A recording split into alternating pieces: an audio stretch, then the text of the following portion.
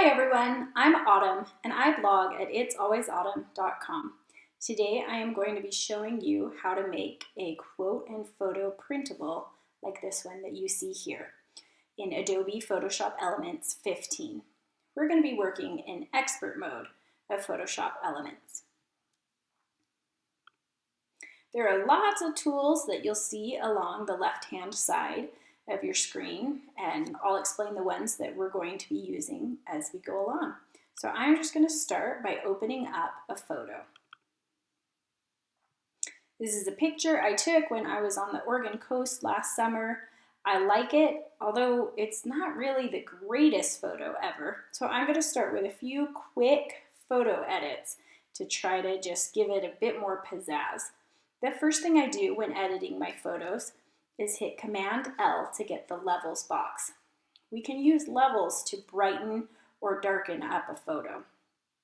We can brighten the highlights by grabbing this white slider and pulling it toward the left.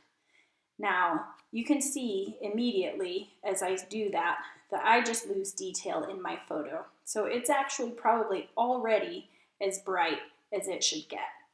We can also darken up the darker portions and add more contrast to the photo by grabbing this slider and pulling it toward the right. Again, if we go too far, we'll lose contrast in the dark areas of the photo. So you don't want to go too far, just far enough to darken up the colors and add a bit of contrast. The next quick photo fix is to bump up the saturation. You can hit Command U for the hue saturation box. And we can use this saturation slider to really boost the colors in our photo. Be careful with this, especially if you're doing this on a photo of a person, because colors can get looking unnatural pretty quickly. But since we're using this for a printable, I'm going to make the colors nice and bright. Okay, our next step is to crop our photo to the size we'd like our finished printable to be. So we'll hit C to get the crop tools.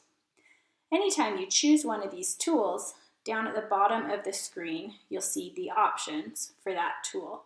So first, we can put in the dimensions that we want our finished printable to be. We could make this an 8 by 10, or let's go ahead and make it a 16 by 20. That's the same aspect ratio as an 8 by 10, but that makes sure that the quality will be high enough that someone could print it out at either size. You also want to make sure the resolution is 300 anytime you're creating something for print. You can just grab the corner of that crop box and adjust as needed, and then hit the green check mark to commit the change. If you want to make your document that you're working on bigger, you can hit Command plus, and if you want to make it smaller, you can hit Command minus. Anytime I've done something like cropping, I like to hit V, and that gets me back to the Move tool, which is just the most basic tool that it's kind of the default tool in Photoshop Elements. Okay, so the picture's looking a little nicer, so let's add some text. To do that, we'll click T to get the Type tool, and down at the bottom we can choose what font we want. I'm going to be working in this Code Bold Regular, which is a free font I downloaded from the internet. And you can choose a color. Some default colors will come up here, or you can click the rainbow circle here to get a big color palette where you can choose any color you like just by clicking around or by entering the colors code. I'm going to stick with white. You can also change the size of the text as well. So I'm just going to click somewhere on my photo and start typing out the quote I want to use.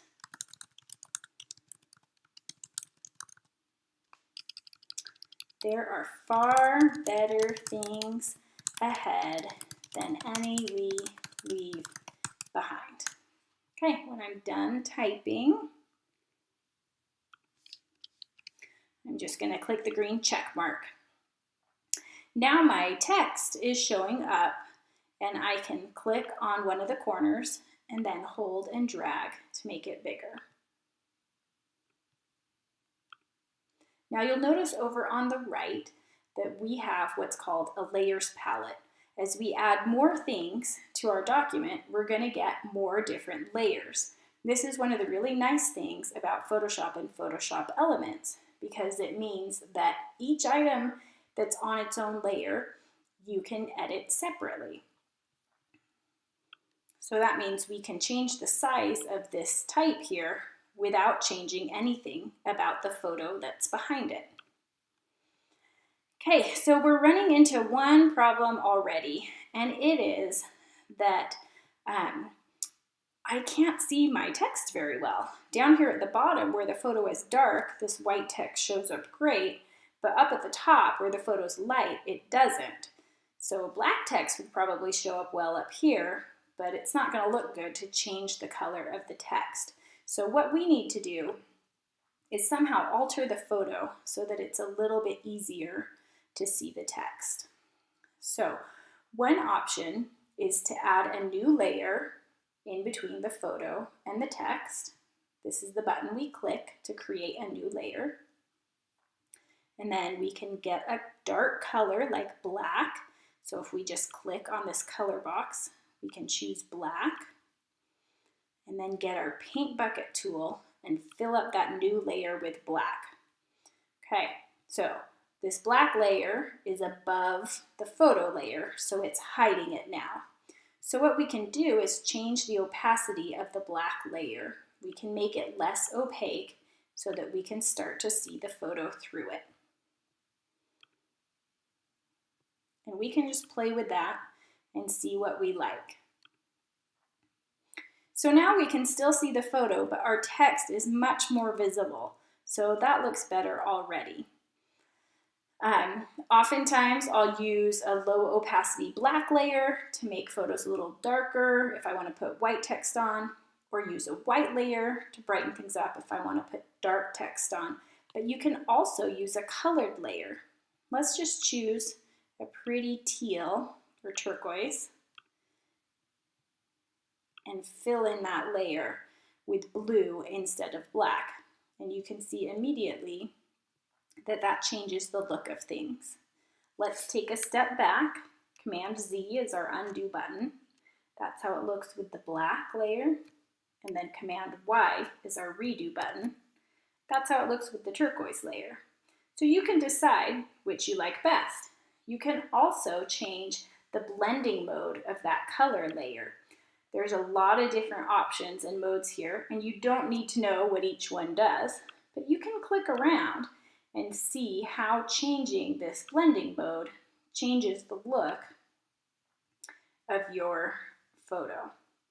Okay, I really like how it looks with a turquoise layer set on luminosity. My text is still readable, but my photo still looks fairly natural. I maybe wouldn't even notice that we've added color to the photo. Okay, our next step is to play with this text and get it looking just how we want it.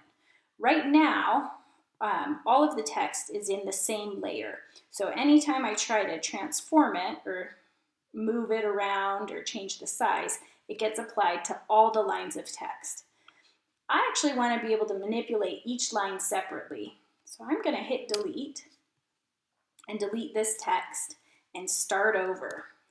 So I'm going to hit T for the type tool, and this time I'm going to type each line of text separately. So there are far, and then I click the green check mark and hit T again. Better things ahead than any we leave behind. Okay, now if you look over to the right onto the layers palette, each line of text is on its own layer. So we can grab each one individually and change the size. To do that, just click once on one of the corners. Well, first, select it in the layers palette. Next, click once on the corner, and then click and hold down on the corner to drag it larger or smaller.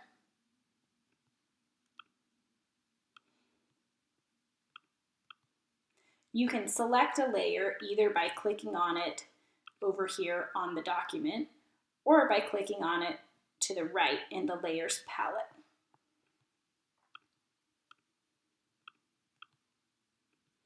Okay, this is already looking more interesting because we have some varying sizes of text here.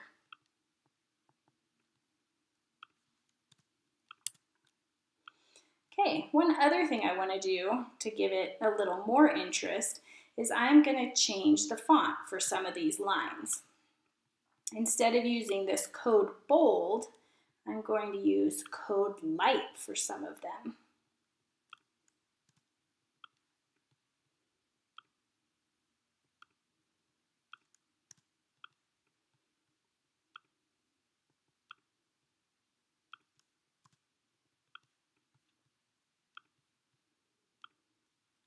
Okay, so this is looking even more interesting.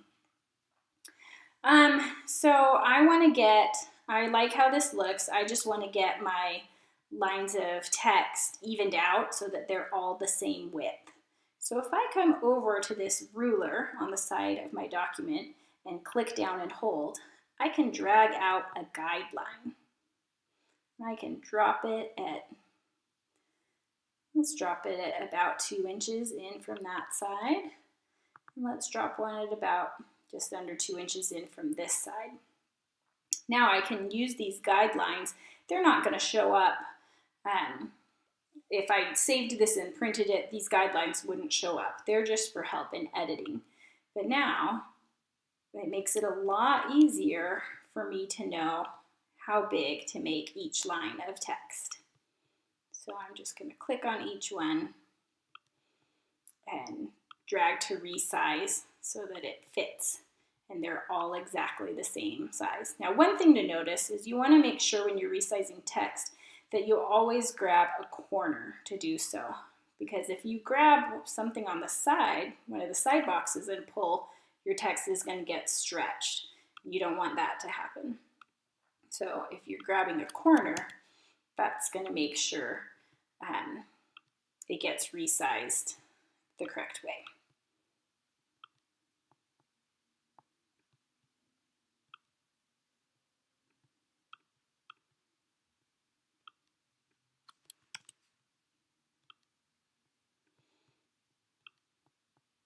Okay, the last thing we can do to make sure everything's lined up is come over here in the Layers palette, click one line of text, and then hold down the Command key while we click all the other ones to select them all at the same time. Whenever you've selected more than one item, you're going to get these Align tools down at the bottom. And we can click this middle, and that'll align the middle of all of the lines for us. We can also use the arrow keys to nudge text up and down to get the spacing we prefer. So I'm just going to play with this a little bit until I really like it. Then I'm going to grab these guidelines and just send them back to the ruler so I don't have to look at them anymore. Okay, I'm going to darken up my turquoise layer after all, darken up the opacity just a little bit. There, that makes my white text stand out a bit more. Okay, this is looking really pretty. Let's add in a little byline. This is a quote from C.S. Lewis. So I'm going to hit T to get my type tool. And just type in his name, highlight it, and put it in a prettier font. Click OK, and then I can grab one of the corners to change the size of that. Okay, this is really looking good. One last step is I'd like to add a line across here, across C.S. Lewis's name. So I'm going to grab my Shape tool, which is in the Draw section. And I'm going to choose Line, and then I'm going to pick a color for the line. I just want it to be white. And then the width of the line, I want it not too wide, so I'll just go with 3 pixels. And then one other thing that's fun is I can add arrowheads at both ends of my line. So I think that's pretty cool. So I click and hit Shift and then drag across to draw the line. Holding down Shift means that I'm going to get a straight line. Well, the line would be straight anyway, but it'll be a parallel line. Okay, that's way too hard to see. So I'm going to hit Command Z. And let's try 8 pixels this time and see if that looks better. Okay, much better. Okay, so this line is going right through the name of C.S. Lewis. So what I want to do is make sure C.S. Lewis and the arrow line are centered. So I'll click them both and then click Align Middle. Then I can use my arrow keys to just center them with respect to the whole document. If you look, you can see, you can use your rulers. You get a little tracking guide on your rulers to show you where your cursor is to make sure things are exactly centered. Okay, and then the last thing I want to do is delete part of this line, the part that intersects with his name, so that we don't see any of that. So in order to delete part of a shape, there's one step you need to do first, which is to hit Control and click on that layer and just click Simplify Layer. Okay, now our layer is simplified. We can grab this marquee tool, make sure it's a rectangle kind, and this is fun. We just drag to make a little rectangle around the name C.S. Lewis. Make sure again our arrow line is the one we have selected over here in the layers palette, and just hit delete. And then Command D to deselect. And now the portion of the line that went through C.S. Lewis has been deleted. Okay, so I'm really loving how this looks. So I'm calling this done. So I'm going to save this in 2 different ways.